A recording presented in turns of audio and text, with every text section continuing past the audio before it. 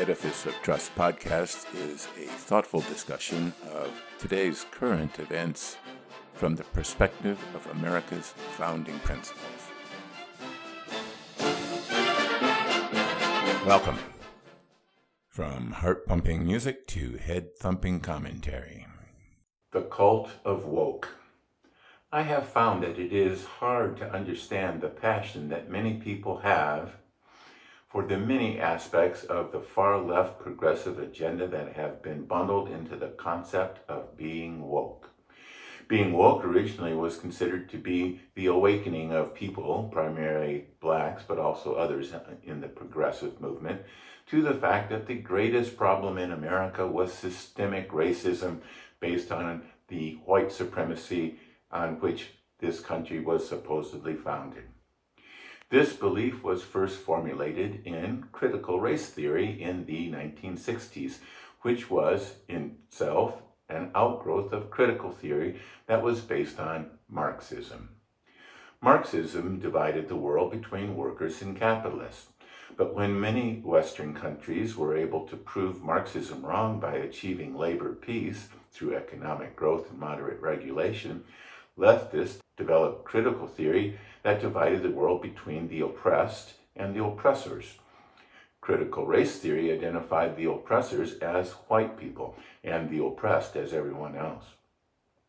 For many years, critical race theory remained an obscure belief popular among leftist academics without much traction in the real world beyond the ivory towers.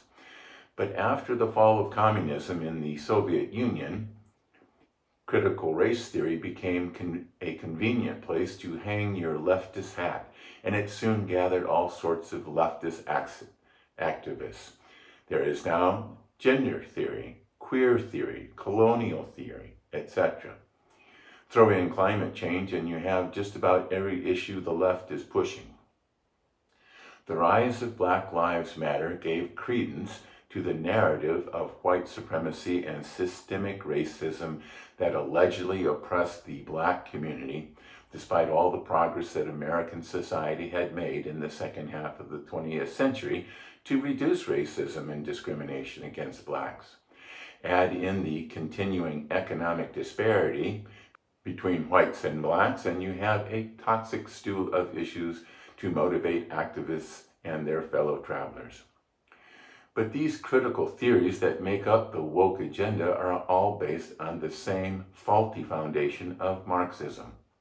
Marxism has never worked, and all these new adaptations try to cure or cover up the empirical evidence of Marxism and socialism's failure. Critical race theory rejects empirical evidence and the use of the scientific method to search for the truth. Instead, it substitutes narratives, lived experiences, and personal truths, claiming science is just another part of the racist system that oppresses blacks and other minorities. I found it difficult to understand how people could believe in such theories. To my mind, and perhaps to the mind of most of my viewers, theories must be tested against empirical evidence. Theorists must devise experiments to test their hypotheses, and if the evidence does not support the theory, then the theory must be modified in light of the new evidence. The 1619 Project presents an alternative history of the United States that asserts that, among other things, the Revolutionary War was not fought for freedom, but to preserve slavery. Many historians have protested that there is little evidence to support this assertion. But the author of the 1619 project basically says, you have your theory of what to believe, and I have my theory of what to believe. It is like a Christian with a Bible in hand saying to a Muslim, this is the book I believe, and the Muslim puts forth the Quran and says, this is the book I believe. And it struck me. Anti-racist wokeism is not a legal or political theory. It is not an economic theory or an ideology. It has all the hallmarks of a religion. Adherents don't believe in evidence, but in narratives. What else is the Bible but a compendium of narratives? This explains the narratives of police violence against blacks despite statistical evidence of its rarity. This explains defund the police despite polls that show most people in the black communities want greater police presence. This explains the violence of the cancel culture. They are not protesting conservative thought. They are protesting heresy. Most Democrats and Democratic-leaning independents don't support the woke agenda with a religious zeal. The demands for diversity, equity, inclusion don't sound unreasonable. In fact, they sound positive and uplifting. Many well-meaning people put Black Lives Matter signs in their yards, at least until the HOA tells them to take them down. So what if wokeism is like a religion? We have freedom of religion in the USA, and many religious people often do good works in the name of their religion. We have the Salvation Army, Methodist hospitals, Catholic schools. Maybe we could use a little more diversity, equity, and inclusion. But there is a difference between good works and forced conversion. Islam was spread by Muslim armies. Priests were right behind the conquistadors.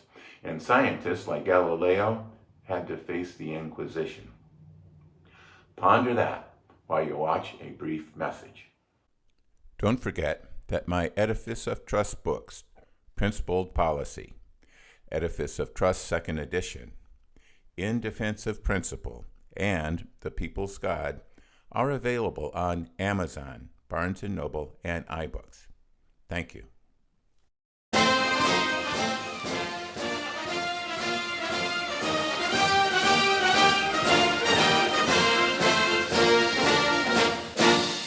Welcome back.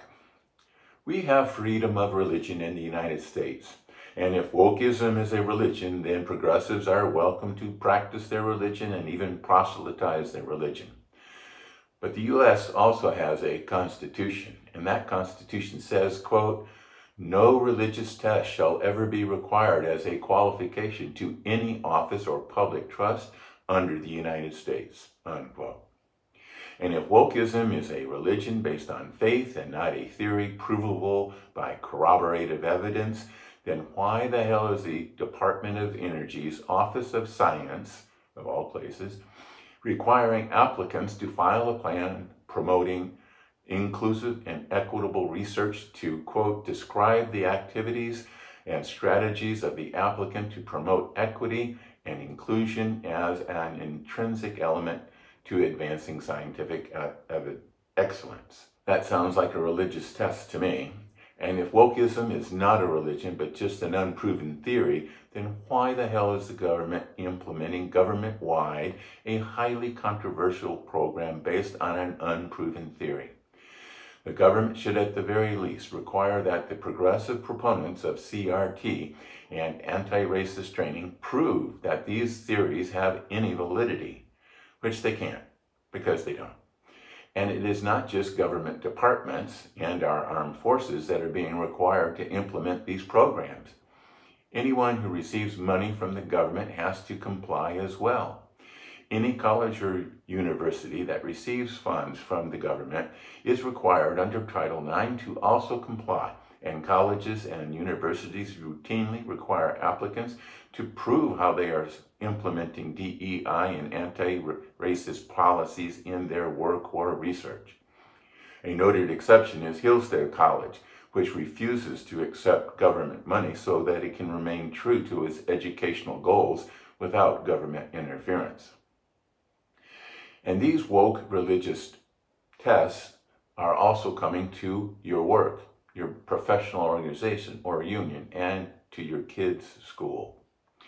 If the cult of woke could be considered a religion, it would be entitled to certain protections, but it would also have to live by certain restrictions. There is supposed to be a separation between church and state, but it now appears that wokeism is the new state religion, something the founders were opposed to. But wokeism is not a religion, and its proponents must stop acting as if it were. And the rest of us need to stop treating the woke agenda as if it were a religion. Their unproven theory is subject to query and investigation just like any other theory, and criticism should not be considered evidence of racism or apostasy of the new religion. By the look of the yard signs in my neighborhood for the upcoming school board elections, the American people have found wokeism lacking.